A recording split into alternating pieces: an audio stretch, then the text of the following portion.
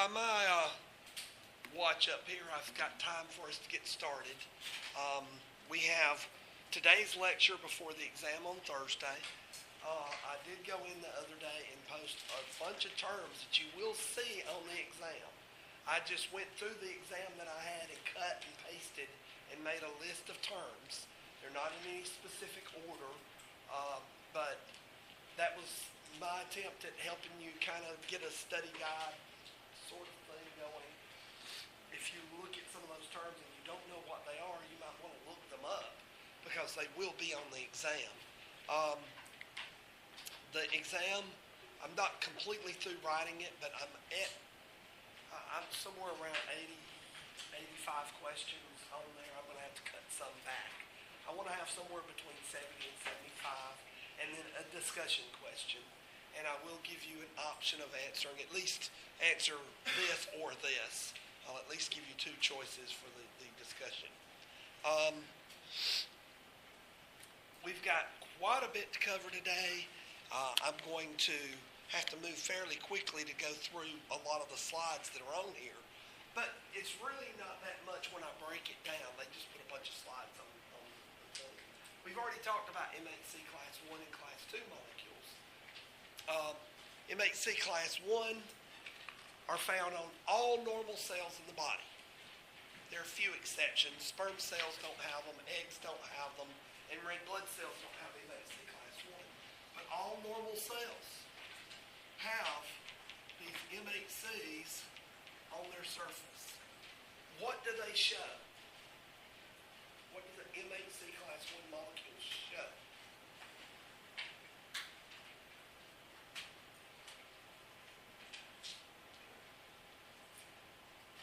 Well, it's self and non-self is one thing. Each MHC is unique to you. You're the only person in the world, unless you have an identical twin, that has that exact MHC marker. So the MHC is unique to you. But some of the proteins, glycoproteins and things inside the cell, the nucleus, they're going to be chopped up into little bitty pieces and expressed on the surface. So what it's showing endogenous antigen.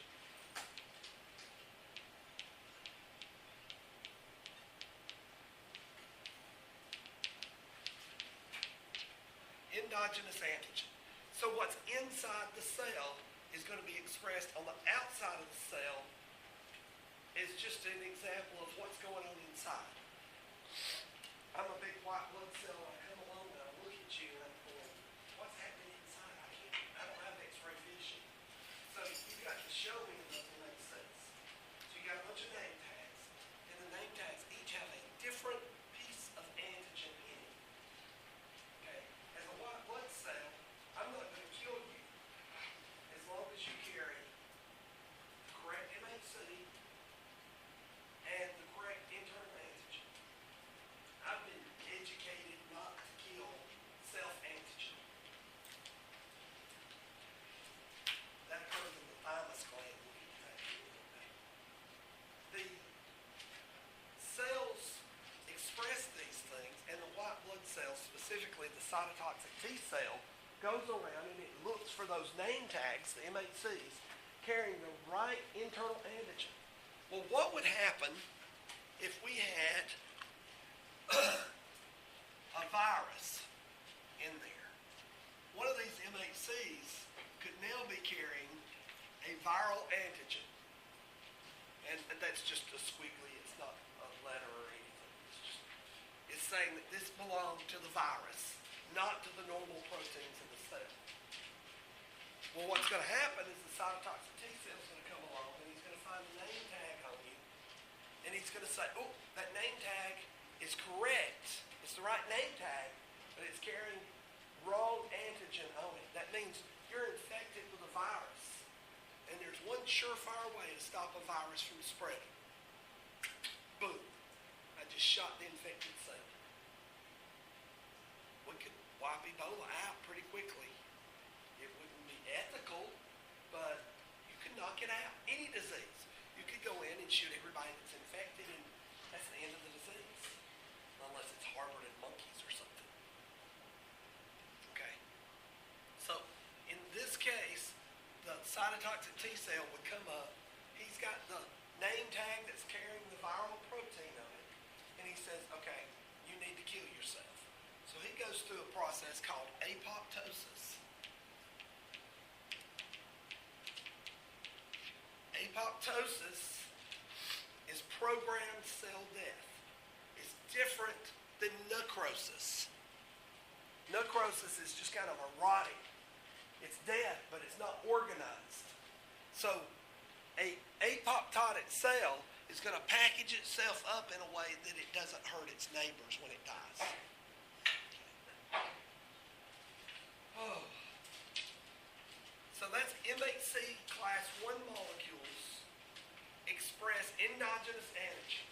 When the white blood cell comes up to it, it asks it 2 questions. Question 1, are you carrying the correct MHC? If the answer is yes, you get to live. Question 2, are you carrying the correct endogenous antigen? If the answer is yes, you get to live. So it's looking for cancerous cells, it's looking for cells that may be carrying a virus or infected with a bacteria. And it's going to try to take those out before the virus or the bacteria can replicate. Make sense? All right. Now, a macrophage or a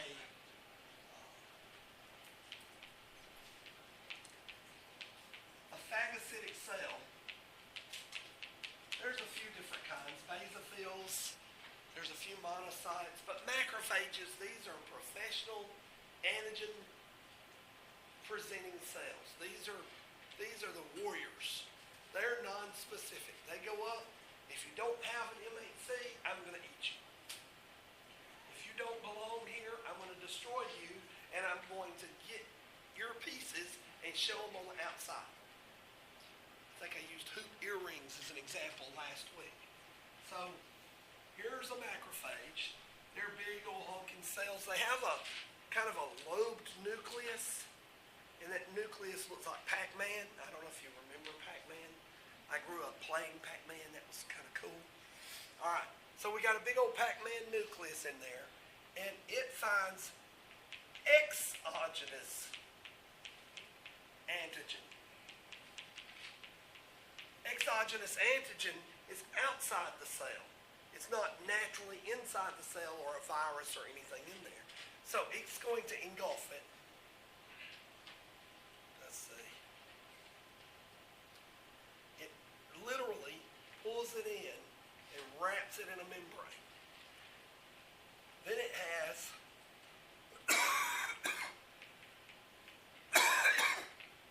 excuse me, lysosomes, peroxisomes.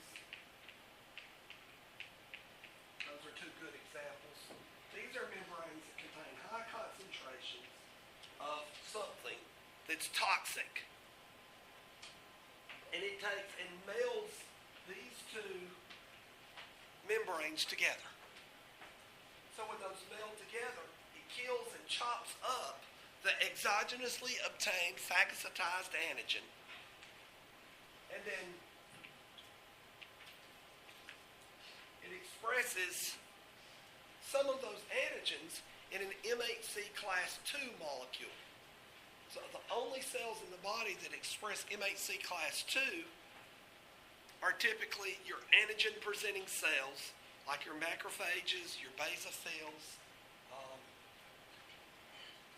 There's a few monocytes, and there's one other that we'll get to in just a second.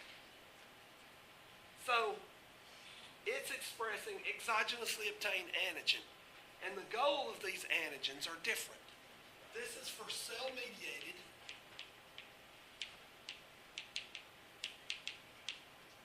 immunity. This is where the cell is going to be killed if it's infected. It's a cytotoxic T cell that usually does the killing. There's some viruses that have gotten kind of smart. Some viruses, when they infect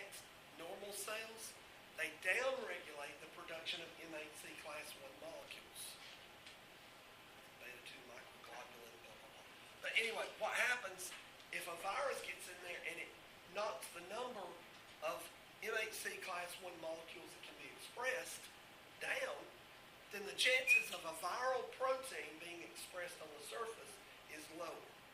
So the chances of a white blood cell being able to detect it, you've only got 5 name tags and they're all correct, so pass on through. That's with a cytotoxic T cell.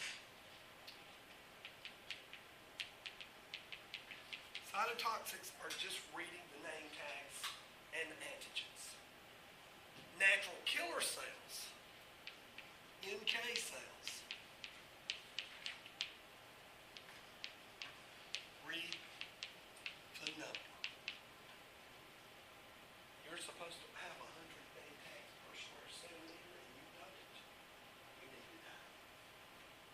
So they're killing off cells that are downregulated, that aren't doing their job. They're not wearing enough name tags. So they work differently, but both are cell-mediated because a cell induces apoptosis of another cell. Now we have certain kinds of vaccines that are really kind of cool. Have you heard of the DNA-based vaccines? I think we've mentioned them in here. Let's take a plasmid and we put a gene for HIV. Not the whole thing, just one little gene from the HIV is on the plasmid. Now I shoot this usually into a leg muscle or a big muscle group with some gold. I get the plasmid into the normal cells. It expresses those proteins and they get expressed on the MHC class 1 molecules. So now this cell that I've shot the plasmid into is expressing viral antigens on its surface. I didn't send enough HIV genes in there to give you HIV, but I did send enough in there to cause these MHC class 1 molecules to express HIV antigens. So now a macrophage comes along, it reads the name tag and says, it's the right name tag, it's the wrong antigen, you need to die. So it kills the cell that had the plasmid. Now why is that important? Because the cytotoxic T cell then goes through clonal expansion and produces 1,000 more warriors, or millions. The next time you get exposed to that same antigen, it kills any cells that get infected with that antigen. So you have a cell-mediated immunity to HIV. They got the idea from, there were some prostitutes. I think they were in Taiwan. I may be in the wrong country there, but they were prostitutes and they were exposed to HIV repeatedly. They never got HIV. Their bodies naturally did this. They started fighting off using a cell-mediated immune response. Now, this over here is where we were talking about primary immune responses where you produce antibodies. So this is an antibody mediated response.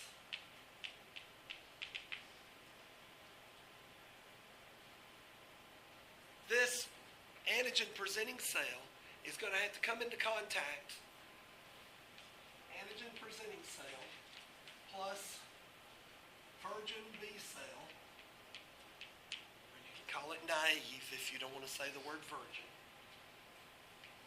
Then the virgin B cell goes to a T helper cell, a CD4, and then you get clonal expansion. So you get an increase in the number of B cells that recognize that specific antigen. I won't even. Okay. So, what's going to happen? We're going to have a bunch of these. Some of them are going to get larger. They've got a lot of rough endoplasmic reticulum in there, and they're manufacturing antibodies.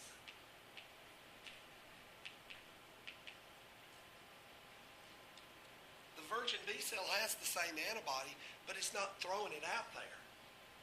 I'm throwing weapons out that I don't even know if there's something that it'll kill.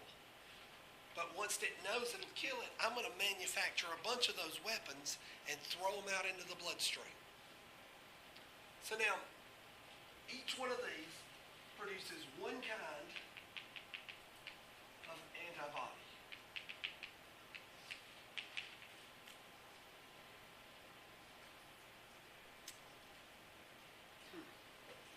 Plasma cells only live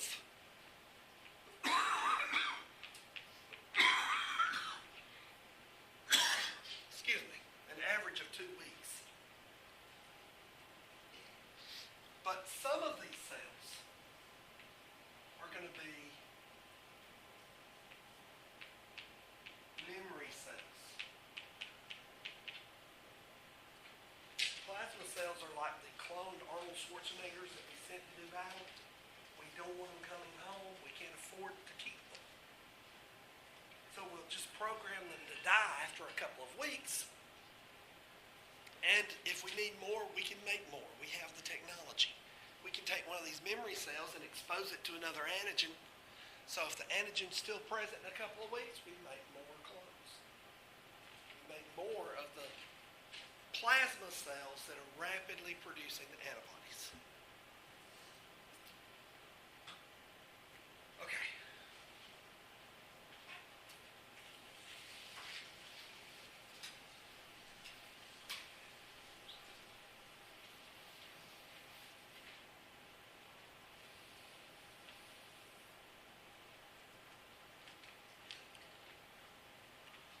Types of antibodies. You will hear them called IgA, IgM, IgG, IgE, and IgD. Those are the 1, 2, 3, 4, 5 main classes of antibodies. I had to count it to make sure I wasn't off there. And there are different kinds of antibodies in your body. An antibody is a protein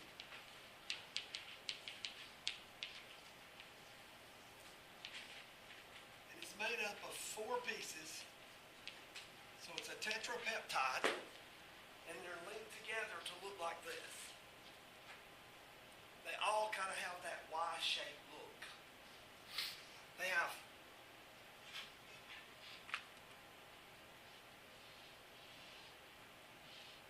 two heavy chains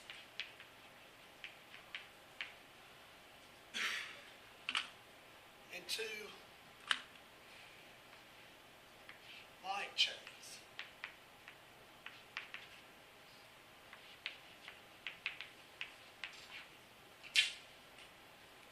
They have 2 main functional regions on them. They're just proteins that are folded up.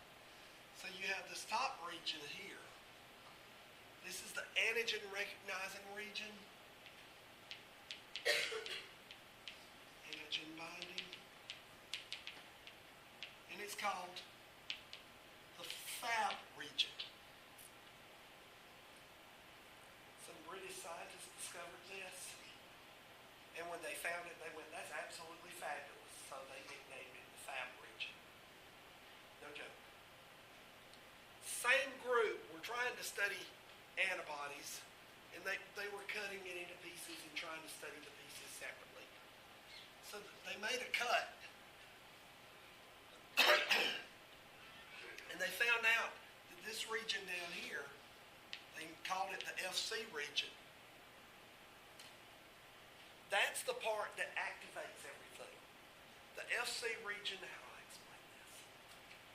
They cut it, and they decided it was time to go to the pub.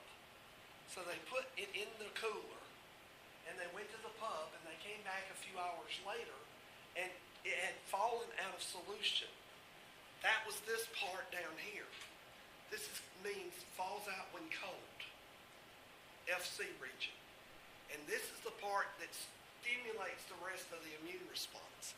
So imagine I'm an antibody, and I grab an antigen. When the Fab region grabs the antigen and gets a good binding site, it causes a conformational change through the rest of the body of the antibody, and it causes the butt to stick out. Things start happening then. The FC region changes its conformation and it starts doing things like attracting white blood cells. Sorry, you don't belong here. You're some foreign bacteria. An antibody grabs you, sticks its butt out. Here come the white blood cells. They're like, ooh, candy. It's like taking a plain donut and putting sprinkles on it.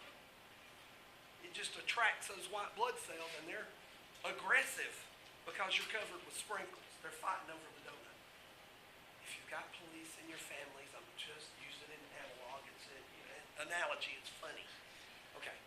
So, it increases the activity of white blood cells around you.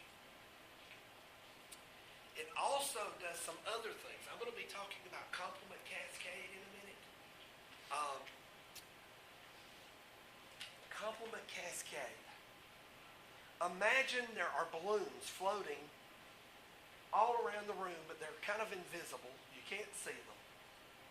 And a normal cell, like me, can walk through that minefield of balloons and they don't blow up. Our bad bacteria over here walks through there with an antibody attached to her. And the antibody FC region is stuck out. It causes those balloons to explode and punch holes in there. Complement cascade is activated by an antibody-mediated response, all associated with the FC region. Yeah, that's pretty cool. So imagine the bloodstream is filled with hand grenades, like balloons, and they blow up only in the vicinity of the bad cells. The shrapnel disintegrates before it can do any major damage to any other cells. So it very quickly takes over and kills off the bad cells. It can cause other white blood cells to release chemicals that cause chemotaxis. You know what diffusion is? Okay, so where she's at, the antibody's bound, FC region causes degranulation of a lot of white blood cells, and they send off their chemical signals. It's like channel number 5, the perfume.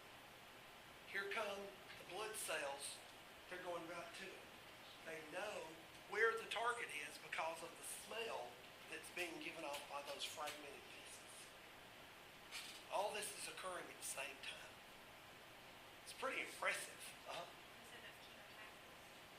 That's a chemotaxis, yes. They're attracted to the smell that's there.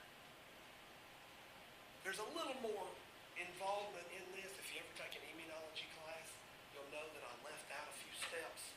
But that's enough for you to know, is that the FC region can activate white blood cells. It can cause complement cascade activities. And it acts as a chemoattractant.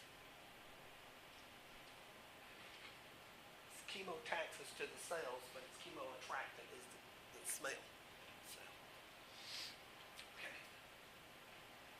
Now, now you see what a monomer looks like. A monomeric antibody is just the Y with the 4 pieces. But we've got a couple of these. This is a dimer. This is a pentamer. These 3 are monomers.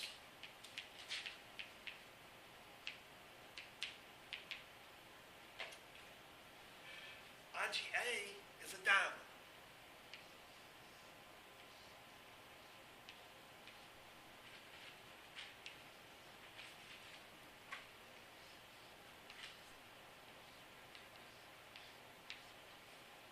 It's 2 antibodies bound together.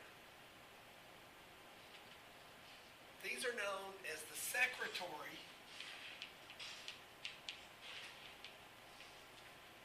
antibodies. These are, you find these in high concentration in mucus, earwax, in colostrum and breast milk, in the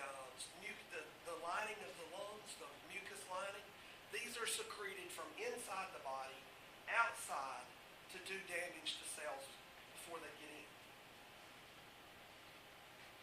All right? We got big old green aliens trying to get into the room. If we can run a 2x4 through that sucker, he can't come through the door. The 2x4 blocks him from coming in. IgA binds to them, and it will cause them to clump up because you've got multiple cross linkages occurring. And it prevents the bad guys from being able to get into the cell, or it makes it more difficult for them to. It makes it easier for macrophages that are outside the cellular structure to kill them because they're clumped up. It's like getting a bunch of the terrorists into one spot and then dropping a grenade right in the middle of them. That's kind of the mentality. IgM is a pentamer. Pentamer means 5. There's an easy way to remember this. There's 2 legs on an A dimer. There's a 1, 2, 3, 4, 5 points on an M. That's a pentamer. So imagine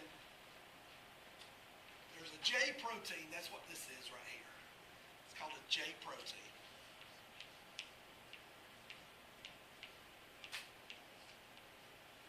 I'm just drawing simple Y's. That's kind of what IgM looks like. There's better pictures in the book. This is one of the very first antibodies to be produced.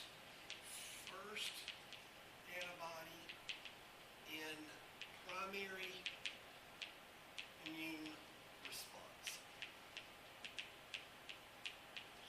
So the first time you come into contact with that antigen, you're going to get an increase in IgM that's pretty quick. Usually within a week or so from the initial contact, you'll get IgM uptick.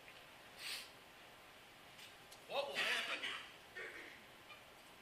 We don't want the immune system to overreact. So when you have a pentamer like this, it takes at least 3 of these Fab regions to bind in order to stimulate the next step in the immune response. There's got to be some antigen in there in order to stimulate this. Once that happens, excuse me, the IgM concentration goes down and IgG goes up. This is the second antibody in a primary response. So if we're talking the most common antibody in blood serum, in blood,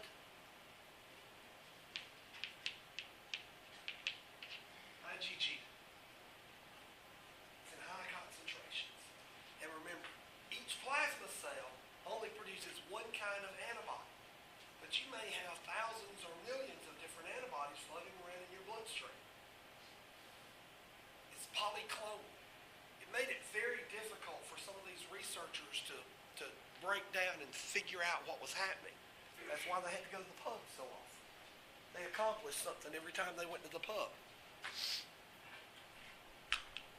Watson and Crick drew out the sketch for DNA on a napkin in a pub. They never lifted a test tube. They basically went around and talked to all the people doing research on DNA and figured it out while they were drinking a beer. That's cool. I want to be that scientist. Drink 2 beers and I wake up with a hangover. So IgE, I call this one the tall boy. It's normally to do with allergies.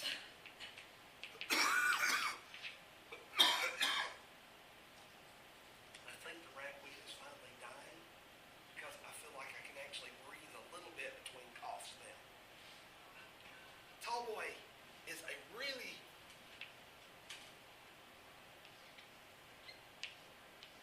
long-bodied antibody, and it will set on granulocytes, which are white blood cells, and it'll wait to come into contact with pollen or other things, and it will cause degranulation and inflammation.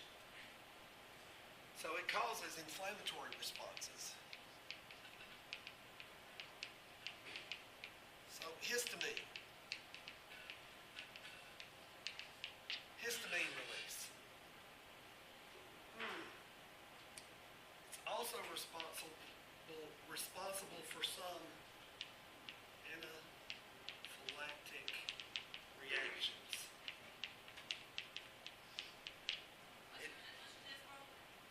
I'm sorry? Anaphylactic reactions. Anaphylaxis. You get stung by a bee. And if you have IgE in your bloodstream, IgE will cause histamine to be released systemically all throughout the body. And it causes all the blood vessels to dilate. And when they dilate, they get leaky. They start losing fluids.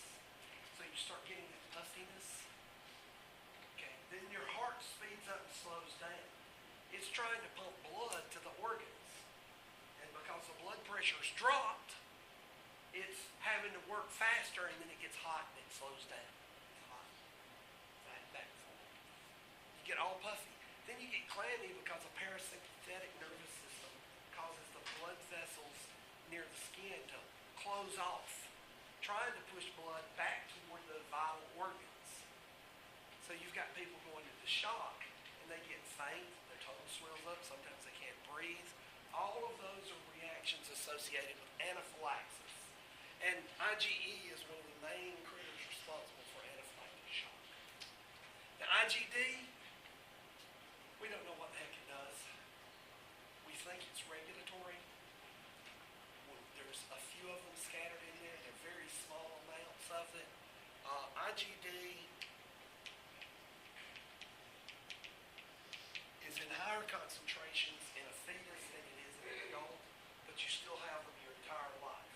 So we think they have some sort of regulatory mechanism going on where they up or down regulate the antibody production or use. We just don't know yet. But these are your three monomers. All three are single Ys. When you get your GED, that's the first step on your way to education. So they're all one, monomers. So I have strange ways of remembering these things. But A, 2 legs, M, 5 points, GED, first step towards your education is a GED. Remember it any way you can. Because I may ask you which ones are monomers and which ones are dimers and, which ones you're going to find more. And, I don't know, IgA is secretory antibody. I may say you have colostrum. What's going to be the highest concentration? All right.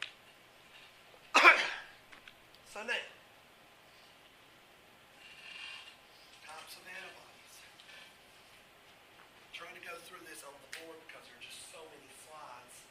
I can do it faster this way. I've got something up here, innate natural immunity. You've got some non-specific immune responses, and you've got some innate immunity.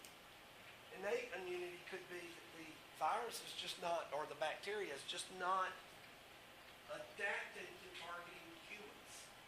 You can't get canine parvovirus from a sick dog. You can give the blame thing mouth to mouth, and it's not going to transmit the disease to you because you're innately immune to that particular disease. Chances of it mutating and coming to us is almost zero. Why? Because we don't have the same protein that virus is attacking in dogs. Now, there is a human parvovirus that's pretty nasty. The government is watching it for biological warfare. I don't want to say uses because our government wouldn't use anything for biological warfare, would they? Okay. But we'll talk about natural immunity in a few minutes. I've got some slides that are pretty good in there. Let's talk about the complement cascade for a minute. I'm not going to make you memorize the complement cascade. Hell, I've had graduate students cry over that. Complement cascade is one of the hardest things to learn in immunology, and it's mainly because of the way they label everything. They have the C1, which is the complement 1 protein, is made of the C1qR2S2, and it binds to a bound antigen, and it causes a conformational change, which causes defragmentation. Oh my God, you see what I mean? I've taught it for years, and I still cringe when I think, uh-oh, today's complement day. Let's simplify. You know what a hand grenade is? Okay, hand grenade, you pull the pin, you throw it, it blows up, and the pieces do stuff. Okay. That's the complement cascade system. Complement are the balloons floating around through your bloodstream. So you have the C1,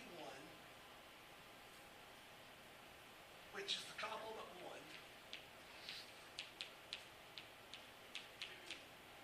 There's multiple ways that you can activate this. We're only going to talk about it in general terms. One of the main ways that complement can be activated is through antibody reactions. So you have an antibody with the FC region kind of exposed there. The complement proteins bind to it and they fragment.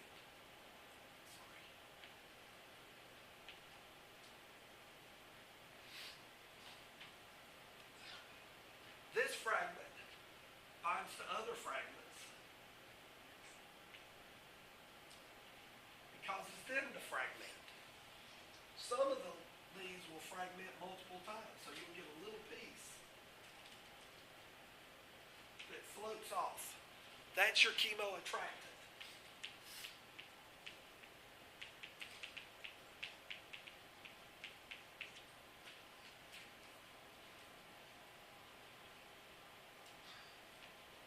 It goes through a multiple section thing, and then it gets to C5 through C9. When it hits that, they punch holes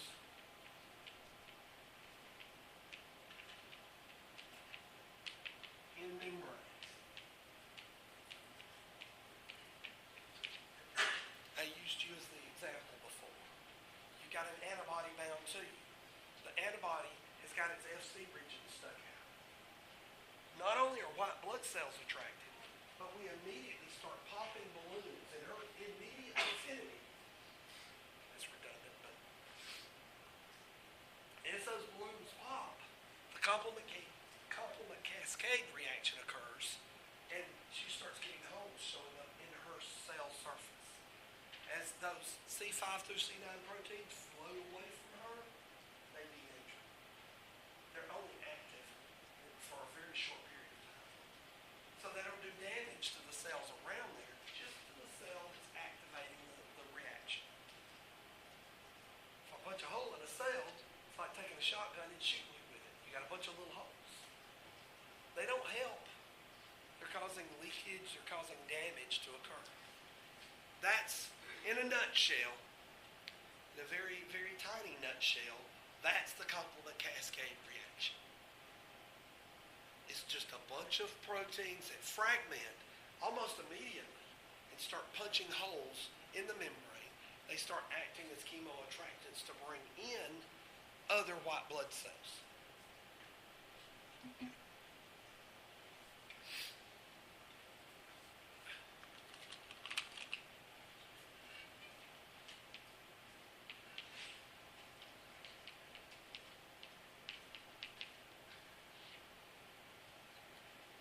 Forgot to write down inflammation.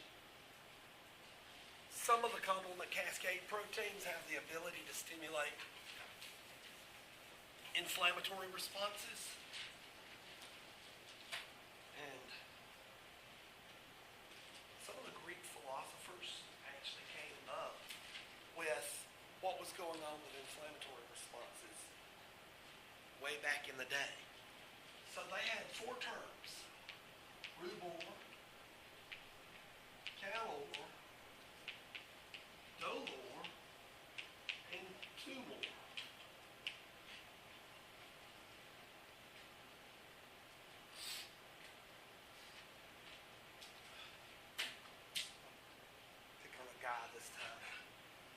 pencil and I just go crazy. I've been graded 2D tests and I stab him in the shoulder with it. Okay, first thing that happens, he beats me up, but that's okay. What's happening in the wound? It bleeds. Bleeding's okay as long as it's not arterial spray. It's okay to let it bleed just a little bit to wash the wound out. That's kind of a physical washing. What's going to happen is it's going to turn red around that area within, a very short period of time. Why is it turning red? Anybody ever thought of that?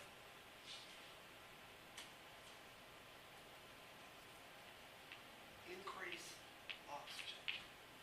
You got more blood cells in the area and you're releasing lots of oxygen intermediates. That oxygen is going to destroy the bad bacteria that's there. So the red blood cells turn a little more red. Okay. Calor. Anybody know what a calorie is? Oh, you're my go-to person for what's a calorie. Do you know the definition? No? Darn. Anybody? It's a unit of energy, and it's usually represented as delta H. We produce temperature. The number of calories in something is measured by how much heat you can produce from it. Calor is delta H. If you were to touch the wound around where I stabbed him in the shoulder, it's going to be hot.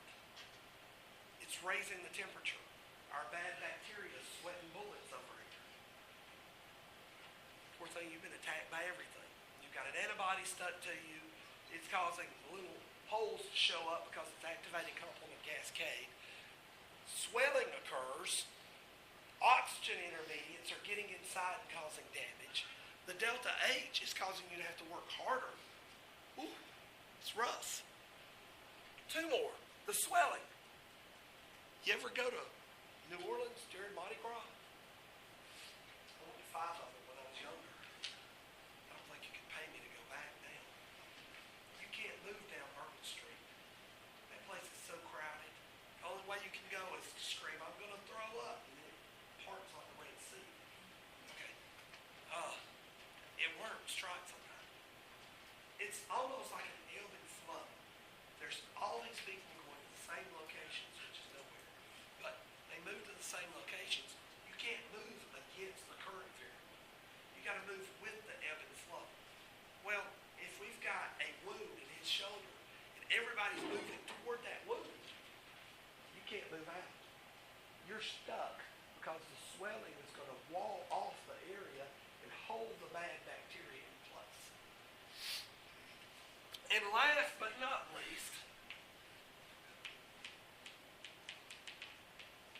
is dolor.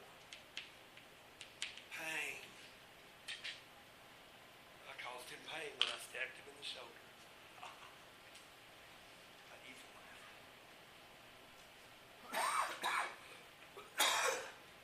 Why? Why do you want pain with a wound?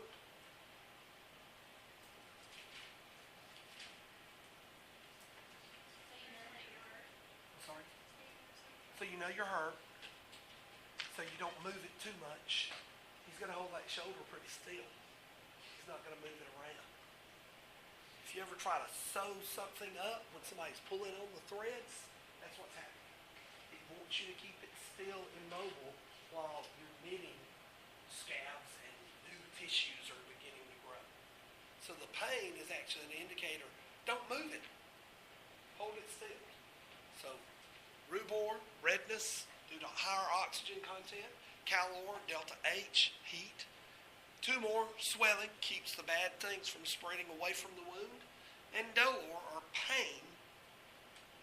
Pain is going to keep you from moving it too much while it is.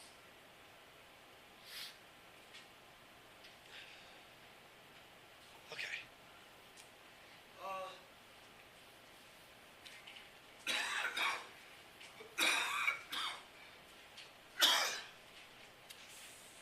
Pharmacons.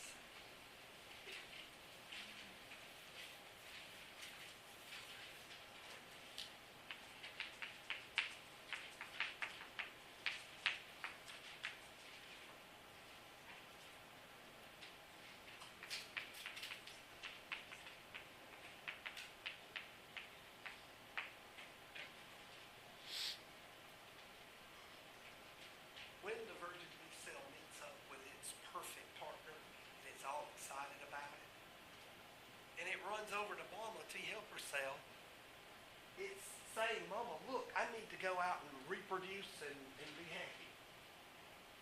They don't have mouths. They don't have brains. How are they communicating? They're using cytokines. Cytokines are chemical messages that are given between blood cells.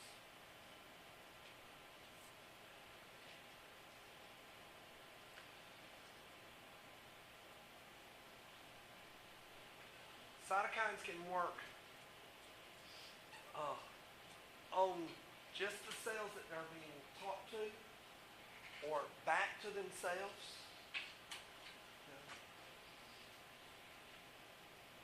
Okay, you ate a big bowl of chili yesterday and got a little gas. You fart. It can affect the people around you. You got a head cold, you can't smell it. Those poor guys and girls are, they're getting the effect of it. But if you take a decongestant, it takes care of that cold. So now you're affected too because you can smell it. So you roll your own window down driving in the car.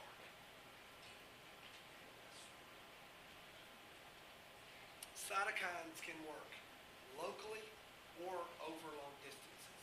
So it can work almost like a hormone reaction, causing systemic bodily reactions to the signal, depending on the strength of the signal, the concentration, that sort of thing.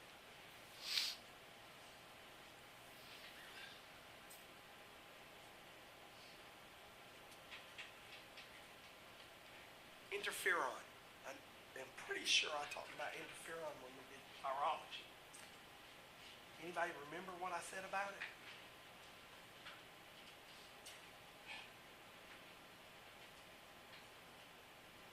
No, I talked about it. Oh well. All right. Interferon. Who am I going to pick on now? You look like you're out, so I'm going to give you. She's a cell. She's been attacked by a virus. The virus is already inside of her stomach. Sorry, you're going to die.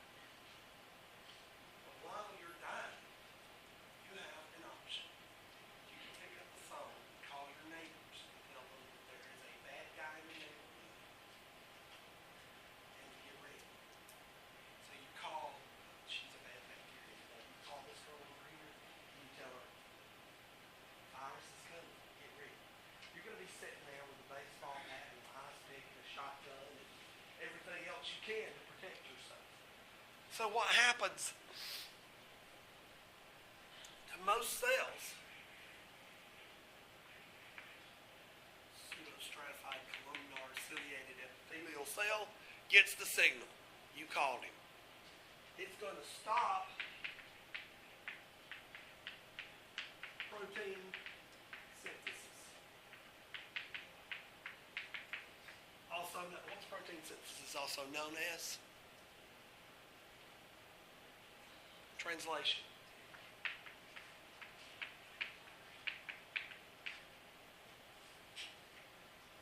It's going to chop free DNA and RNA. Any DNA or RNA that's outside of the nucleus gets chopped into tiny little pieces. Why? Because most viruses coming in are RNA or DNA strands. So if I chop them up, that kills the virus. It's going to stop DNA replication for a short period of time.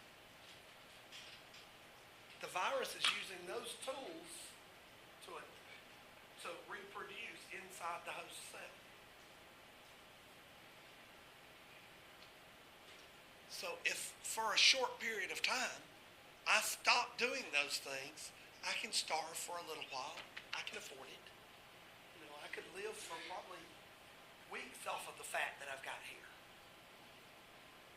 You aren't supposed to agree with that, but that's okay. Short period of time I can do this. That helps to neutralize the virus while the cytotoxic T cells comes along and tells you to go into apoptosis, or kills you outright.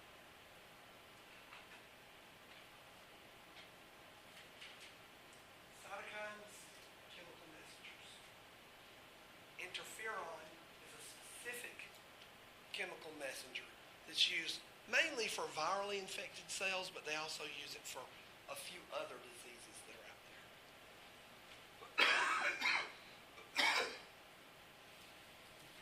There's a whole story that goes with the discovery of interferon. It has to do with the Cold War. The American government found out that the Russians were studying interferon, so they threw every dime they could toward interferon research, long after the Russians gave up on it. So we learned a lot about interferon because the military thought it was important. Okay.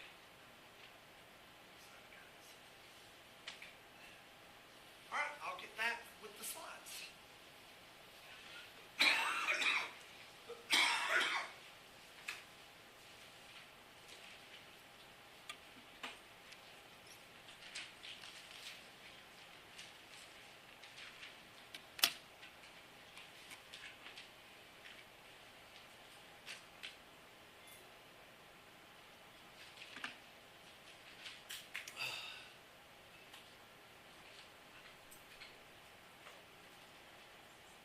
Come on, you can do it.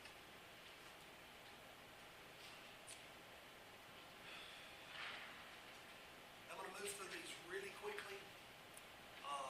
First line of defense is any kind of anatomical barrier. Skin is a good anatomical barrier. Mucus in your nose. I'm being all snotty right now because I'm trying to fight off those allergens that are getting in. That ragweed is killing me. So having the mucus, the pollen is trapped in the mucus and it prevents it from stimulating the immune response. Too much of one anyway. Earwax, acid in the stomach, the ciliated cells in the lungs that help move stuff up toward the acid bath, the normal flora bacteria, all those are native first lines of defense barriers to infection.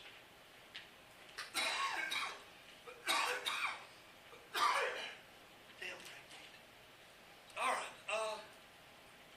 So this is not really a true immune response because it's not recognizing a foreign thing. It's just blocking these things from getting in.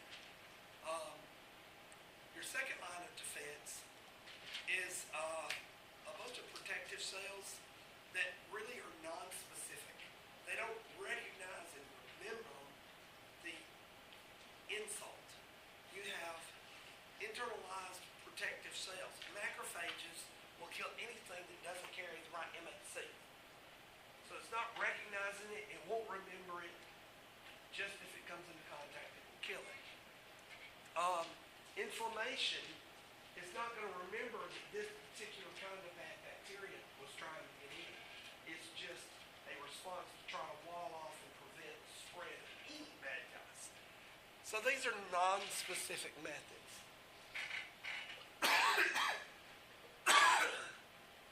Third line of defense.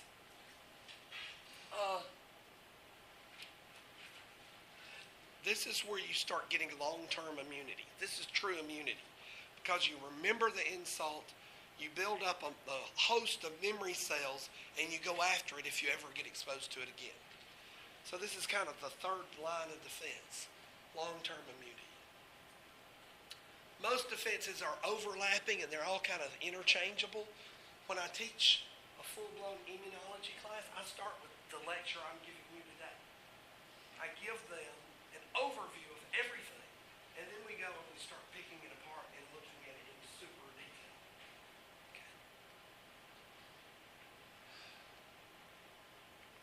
Okay, so let's look. Innate, natural immunity. It's non-specific. It's not going to remember the organism. So you got your first line of defense are your physical barriers, skin, earwax, that sort of thing. Your chemical barriers, the acid bath that's in your stomach, the acidic nature of the urine that you have is actually a barrier to some infections. And genetic components. Some people are naturally immune to certain things. It's just the way they are. We want that diversity within a population because if a disease comes in and wipes out most of you,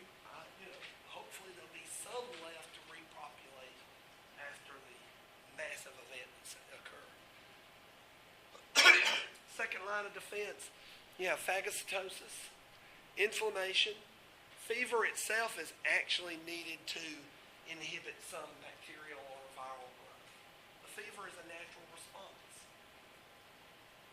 Most moms want to give children's Tylenol or whatever it is they give nowadays instantly as soon as the fever starts. It's not necessarily the best thing to do. Let the fever kind of run its course as long as it's not going too high. But you got to keep a close check on it because a fever can go to from just mild to extremely high in a short period of time. I will frequently not take an aspirin or anything if I'm running a low-grade fever because I want it to run its course. You have a better immune response if you do. Now, getting a mom to believe you and to do that is going to be tough. So that's a battle I'm not sure you want to fight.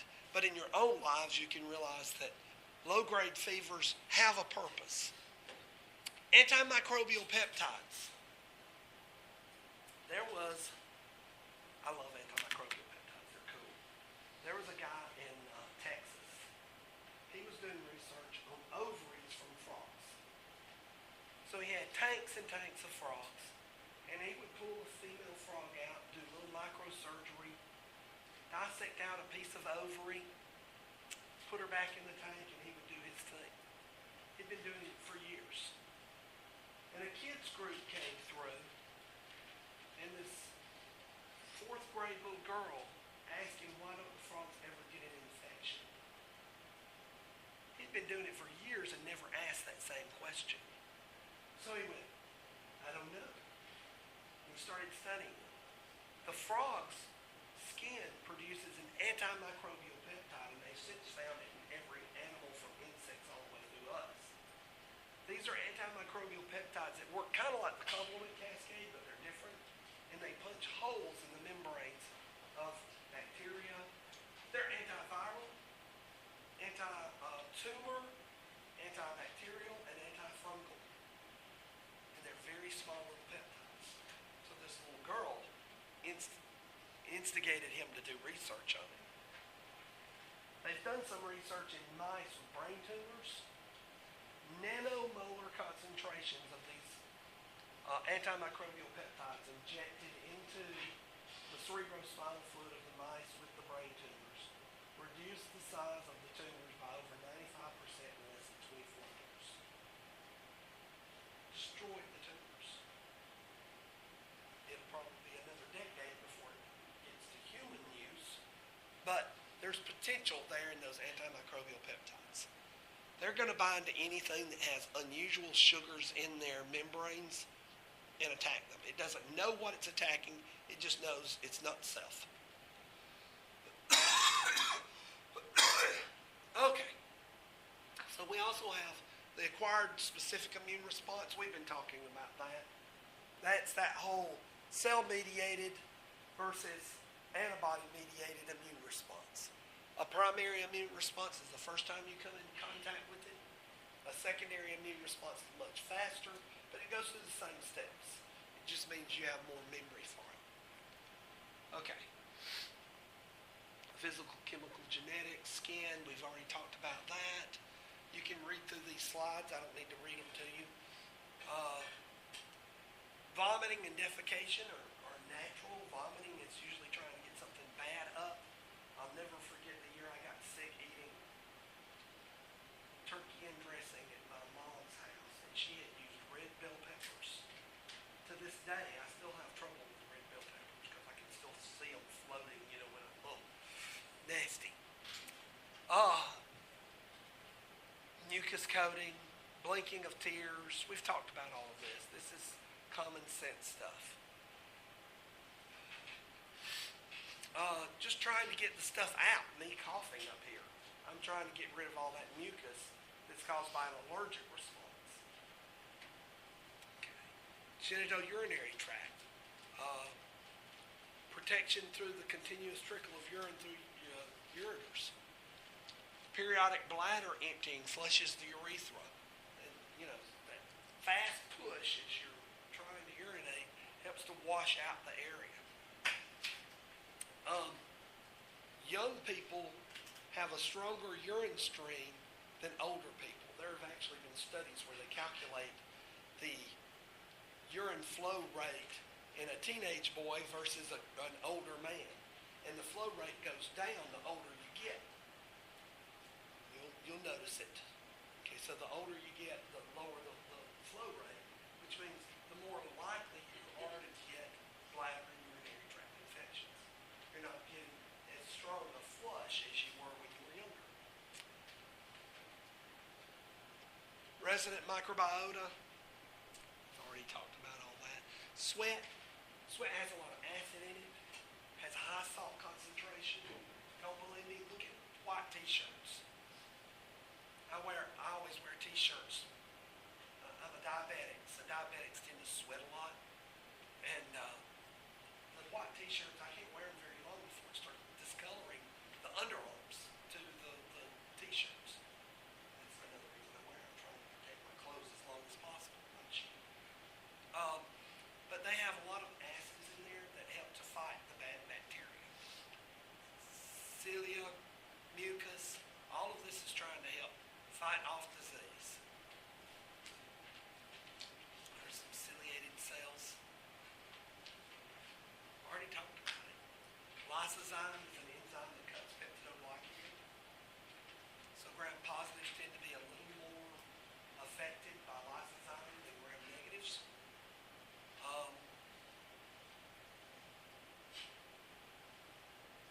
The acid and the electrolytes in the sweat kind of kill most bacteria. Guess which ones like to grow in the sweat? Staph. Staph epi and Staph aureus love growing in the sweaty parts of the body.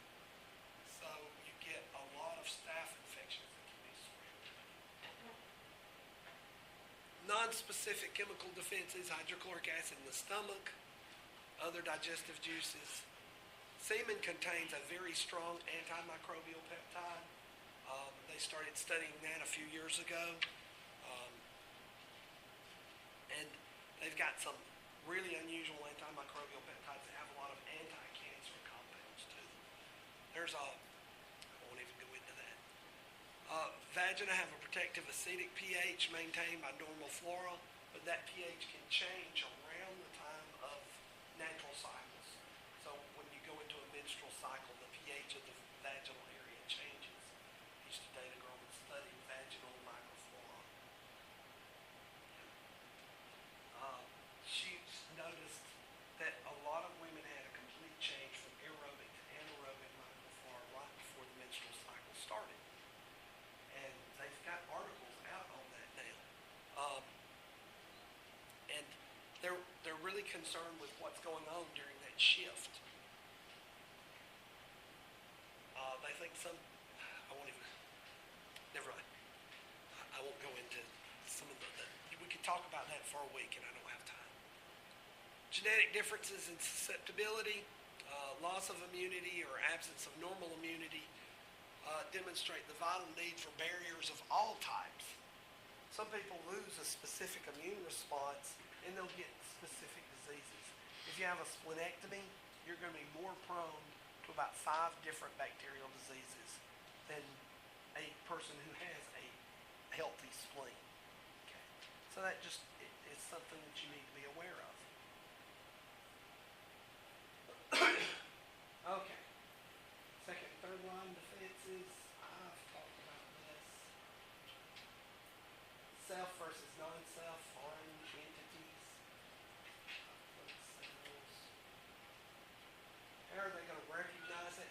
Here's something I did not talk about. That's PRRs. These are kind of cool. There's some of those macrophages are going around and they're looking for the name tags, but they also recognize certain patterns. Okay. I'm going to make you a bacteria and you're the bacteria that we know. Okay. So I've never seen you before. You've got some similarities. You both produce peptidoglycan. So a PRR on a macrophage will recognize peptidoglycan even though I've never seen you in my life. And I can instantly start reacting to it because I, as a human, don't produce peptidoglycan. So that's part of that recognition system. So the macrophage has the PRRs, and PAMPs are found on the bacteria, the virus, invading pathogens.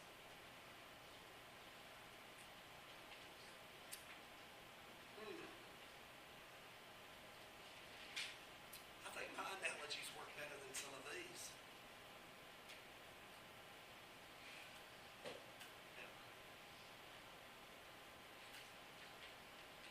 I'm going to skip through quite a few of these. Let me just see. We didn't talk much about the thymus gland. I forgot to mention that. T cells mature in the thymus. They're born in the bone marrow, but they move to the thymus to be educated. T cells learn to recognize self-MHCs, and they learn not to overreact to self-antigen. So I'm a macrophage, I enter the thymus gland, and they show me the MHCs. If I recognize the MHC but not try to kill it, I pass the class. I get to live. If I try to kill it, the thymus gland will kill me. We don't want to let white blood cells out that are going to kill normal cells. So we don't want them to overreact to self-MHCs. I also have to then go through a gamut of being trained by a bunch of dendritic cells that are up there to recognize self-antigen. So you're a normal cell, you've got MHC class 1 molecules all over you. I'm looking at all those name tags and what's in the name tag. If I overreact, I need to die. That's an autoimmune disease waiting to happen. We don't want to overreact. All of the autoimmune diseases are going to be things where one of those white blood cells slip through the thymus gland. It's rare, but it happens. And then they multiply in the exterior part of the body, and they cause rheumatoid arthritis. They cause other problems.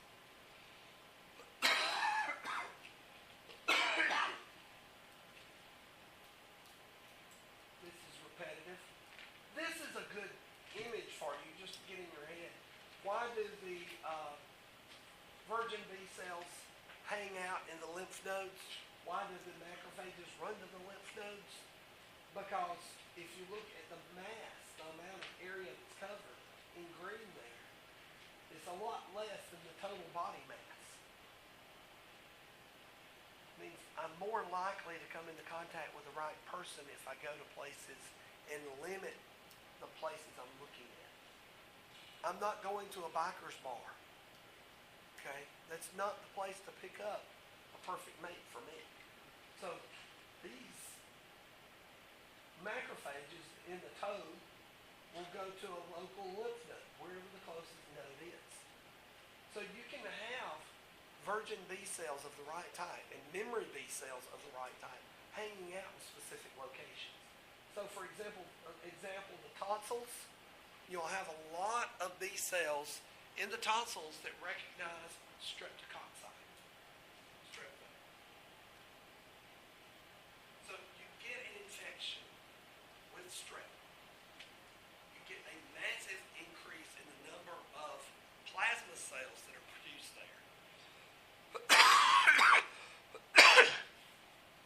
And those plasma cells are going to swell up inside the tonsils. That's what causes your throat to swell up mostly. It's not the bacteria, it's the response to the bacteria that's causing it to swell up. But I just think that's kind of a good image to show you that this limits the locations. Now, there's something there that I haven't talked about. It's called GALT, gut-associated lymphoid tissues. You want white blood cells acting in the guts? It has to happen in the gut. So GALT tissue, if you're dissecting out an intestines and you see some kind of mucus-looking discolored cells that aren't the same consistency as the rest of the tissue surrounding it, that's GALT. It's like a dark jello, kind of an amber-colored jello-looking stuff inside, and it just spots inside the intestinal tract.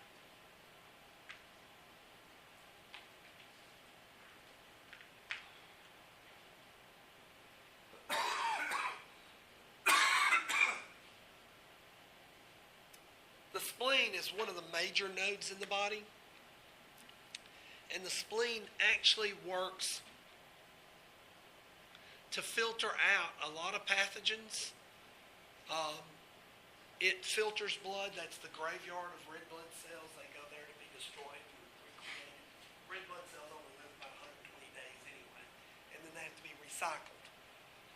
It also is a storehouse for blood.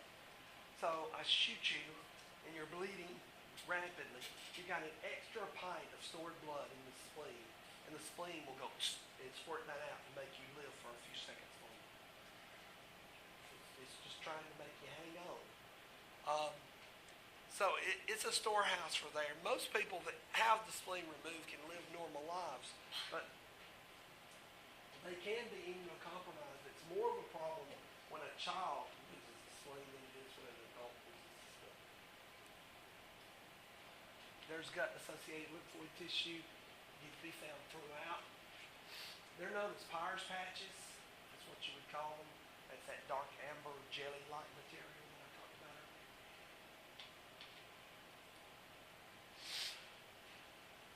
There's in the breast tissue, especially during breastfeeding. You're a lactation specialist in the hospital, is that right? Okay. This might be of interest to you. You do get an increase in antibody production in breast tissues during lactation.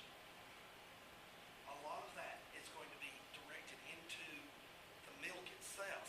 So babies are getting a lot of maternal antibodies. That's one reason we don't want to give vaccines to babies before they get about 18 months old. You start getting all the vaccines. Why? Because they're getting antibodies from mom. The antibodies would neutralize the vaccine antigen and it wouldn't do any good. Let's wait until the antibodies have started going off before we vaccinate the kids. Okay. You know all this. Here's a group of specialized cells I didn't talk about much. They're called dendritic cells. Dendritic cells remind me of the guy who's trying to sell you a watch on Bourbon Street. He comes up and he goes, "I'll buy a watch." He's got watches all over here. They're all, don't have the internal workings in there or something. It's a rip-off. Or he ripped them off from someone else. The macrophages, the professional antigen-presenting cells, they've killed something. They've moved to the singles bar, and they're bored. I want to go hunt again. But I don't want to just throw away all this antigen that I've got. So they can transfer their antigen to the white cells of the dendritic cells. And the dendritic cells do nothing but lay there and show their wares in the lymph nodes, in the galt tissue, throughout the entire body. Inside the thymus gland, you're going to find a lot of these cells, and they're just going to be covered with MHC type 1 and 2 carrying antigen on their surface. So they're allowing cells to come there and peruse their wares. Even if the antigen's been destroyed, you've been killed, you're immune. Some of your antigens may be stimulating an immune response weeks later because the dendritic cell's still hanging on to that MHC with the antigen. And then the big hunter cell here gets to go out and hunt something. He doesn't have to stay in the singles bar forever. So that's what the dendritic cells do. I have to tell a story with it for it to make sense to me. Okay. I've talked about all this.